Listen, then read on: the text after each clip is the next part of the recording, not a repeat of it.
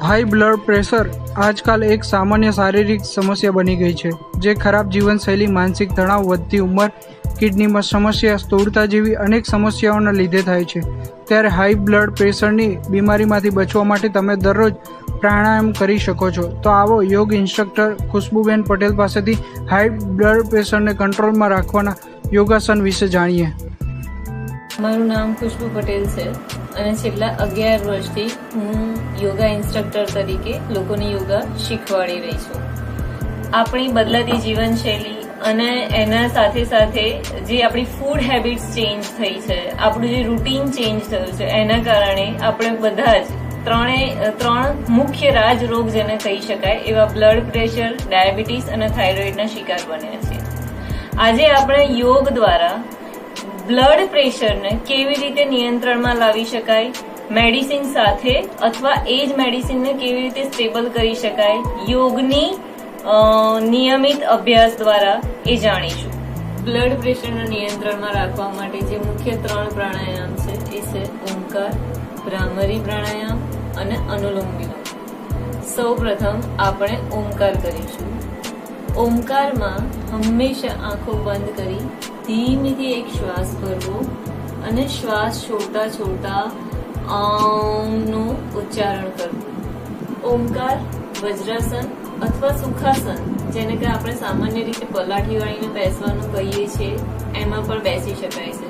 જે લોકો પલાઠી ના વાળી શકતા હોય એ લોકો સોફામાં બેસી અને ધીમેથી પગ લાંબા કરી અથવા નીચે મૂકીને પણ ઓમકાર કરી શકે છે.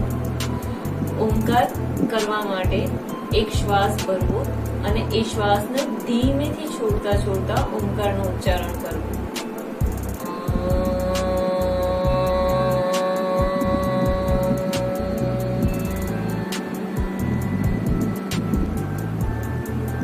આ રીતે તમે દરરોજ 11, 15 કે 21 વખત ઓમકારનું ઉચ્ચારણ કરતા મગજ એની જાતે જ શાંત થઈ જાય છે અને એ બ્લડ પ્રેશરને નિયંત્રણ રાખવામાં ખૂબ જ મદદરૂપ છે.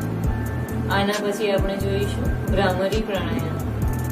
ભ્રામરી પ્રાણાયામ કરવા માટે તમારા બંને હાથની પહેલી આંગળીને કાનમાં રાખો અને બિલકુલ ધીમેથી નાકમાંથી ભ્રમર જેવો અવાજ નીકળે એવી રીતે તમારે શ્વાસ છોડવાનો છે.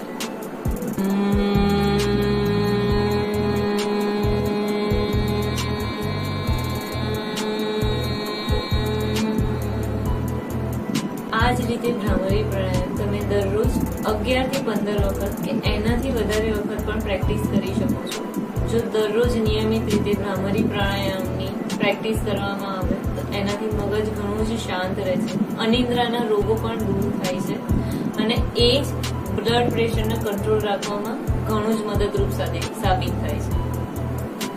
આના પછી આપણે જોઈશું અનુલોમ વિલોમ.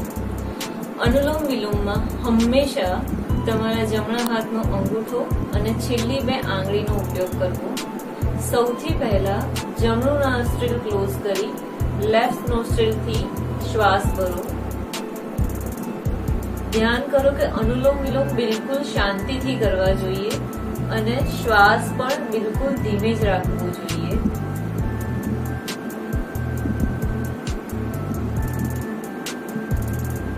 અનુલોમ વિલોમ કરતી વખતે જે સૌથી અગત્યની વસ્તુ છે એ છે કે તમારા શ્વાસનું કાઉન્ટિંગ.